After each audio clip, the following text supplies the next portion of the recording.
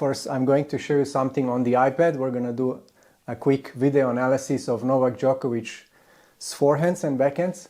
So the topic of today's video is the problem of obsessing over small technical details and what you should do instead. So I will show you with Novak Djokovic example how technique has to constantly change and adapt to different situations. And that's why focusing on small technical details, obsessing about them is not a good idea because they will keep changing. So what should you focus on instead? You should focus on 4 major biomechanical principles or feels for ground strokes, and those are hip rotation and swinging and wrist leg and driving with the arms. So they apply to forehands and backhands all the same. And I'm going to show you later with my on-court presentation how that looks like. I'm going to point out all of them. And I will also show you the 8 most common mistakes that players do, since we have 4 components, and you can always either not do enough one of them or you can overdo it. So see if you can recognize yourself in one or more of those. And when you recognize yourself in one or more of those, then you will also know how to work on your stroke. Alright, so let's jump first into this short video analysis and then you will see my on-court presentation. So before I start with this Novak Djokovic analysis, let me just mention that I already used this footage in one of my previous videos. It was called Holding Your Ground, and I highly recommend that you watch it. I will give you a link in the description and in the card above, because I go in much more detail on how strokes and footwork have to adapt. So let's just focus on a few forehands that you see how they are different. So this is a neutral stance forehand with a low contact point, and the follow through looks something like this, right? So if you obsess about technical details and how you have to finish over the shoulder and you constantly force your body into that, then your body is not able to adjust to a specific ball that you have to play. So you have to adjust first how to the ball in terms of how it's coming towards you, whether it's rising or falling, and how you're going to send the ball away, right? Are you going to send a faster lower ball or a more loopy higher ball, right? So all this your body has to execute, and it has to keep adjusting to different situations. So here we see Novak playing now open stance. This is a much higher contact point than before.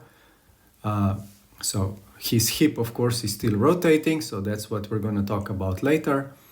But you see his follow through is again like this, right? So it's not over the shoulder. So his arm just had to do that because he visualized a certain ball trajectory of the ball that he received.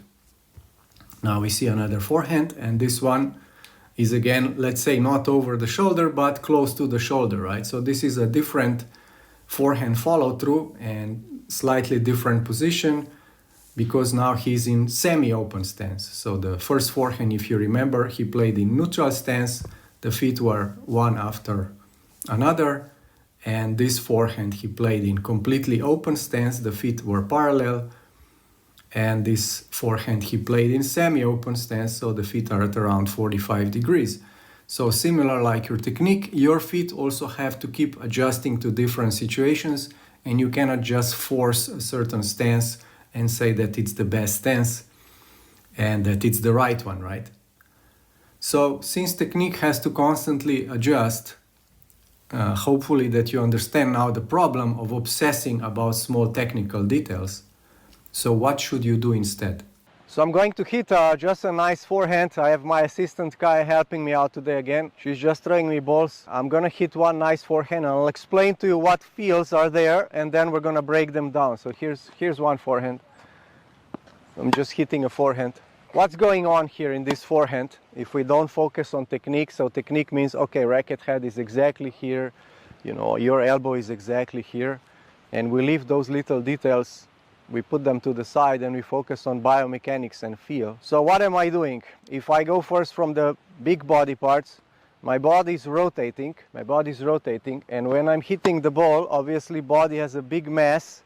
I cannot move the body very fast, or if I try to, I'm going to lose control of the shot because the racket here is going to go very fast. So what is my body doing? It's rotating but in terms of relation to the ball, what am I doing? I'm pushing. My body, my right hip is pushing into the ball. If you pay attention to my right hip, it's a very steady, continuous push through the ball. What is my arm doing? So my arm, when the ball is nice, my arm, the whole arm, my arm is swinging.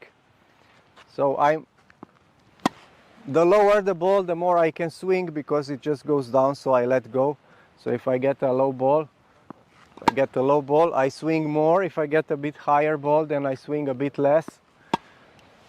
But there's an element of swing. So what is my arm doing in this part of the stroke? It's swinging. What is my arm doing through contact and a little bit onwards? It's driving.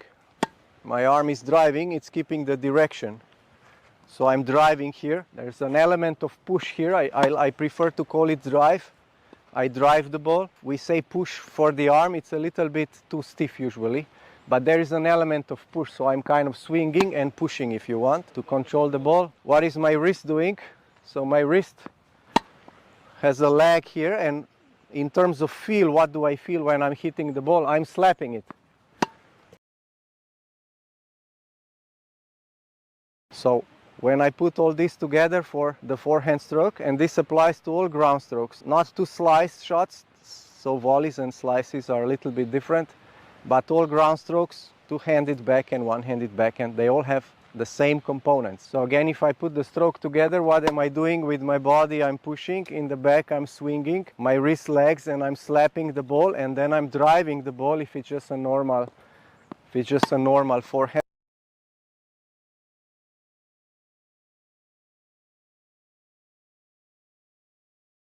Okay, so let me show you some examples. You might recognize yourself in one of them or maybe multiple of them. We're gonna do one part of the body, so biomechanically or feel based. We're gonna do it wrong. So starting with the body, I said body is pushing, rotating through the contact on a normal shot. How does the stroke look like when there is no body rotation and no pushing? So it's something like this. So the hip will tend to stay back. So it's gonna look something like this.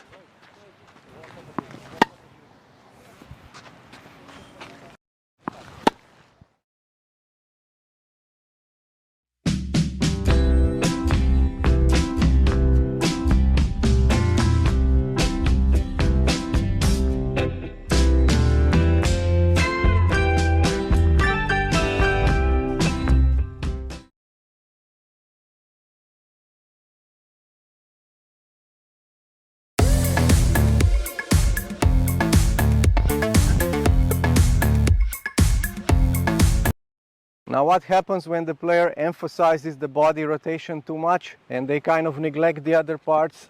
Then they're kind of pushing like this, so they're just exaggerating body inside. The back foot tends to come forward like this, or in open stance if they're like open, kind of like this. Okay, the next one is swing. So how does the stroke look like when the player doesn't feel the swing? So they just kind of go back and forward. So the arm is very stiff, back and forward. So no swing, the racket just kind of stops here.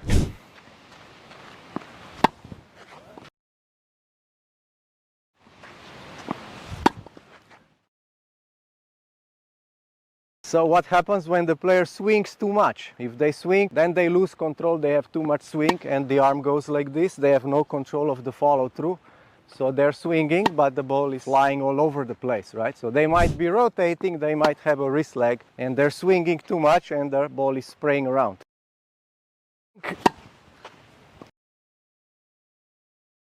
Just a quick note, I offer a free course on the topic of the forehand, which focuses exactly on the same things that we're discussing today.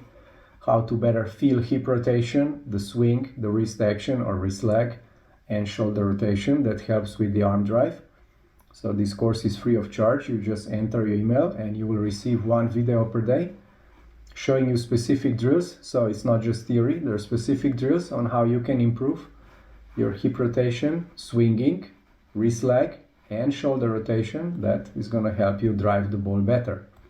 So once again, the course is free of charge and the link is in the description. The next one is arm. What happens when the arm is not driving? It's very similar. So I said the arm is driving here at contact. When I hit the ball, the arm drives, or there's a little element of push. So if the arm doesn't drive, then the stroke is kind of like this. As soon as the player hits the ball, they let go. So they hit the ball like baseball. So they picture just contact like baseball, boom.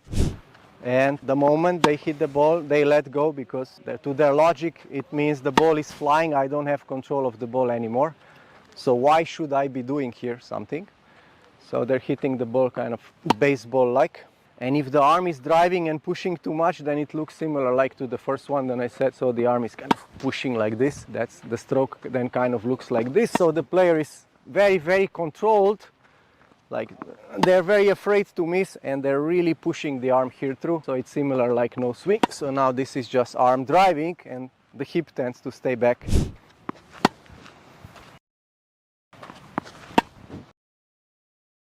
Now we come to the wrist. What happens when players don't have a good wrist leg? So from the back view, if I show from here, then you're gonna see the racket head on the inside of my hand, of my wrist here.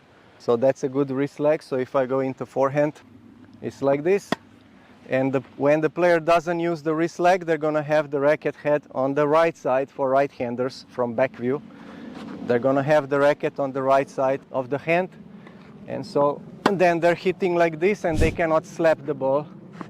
So that tends to be a very pushy motion. Even if the player has a swing, some players have swing, but they don't have any wrist leg, they don't slap the ball. Then the stroke is a little bit better, they have quite good control, but they cannot really spin or accelerate. And when the player overdoes the wrist leg and they slap too much, then it's similar to baseball. They're losing control of the ball, so they have good power, but very poor control. So they feel good power, and they just keep slapping the ball because they feel power, but again, the components are not synchronized. They're lacking the drive and push of the body and so on.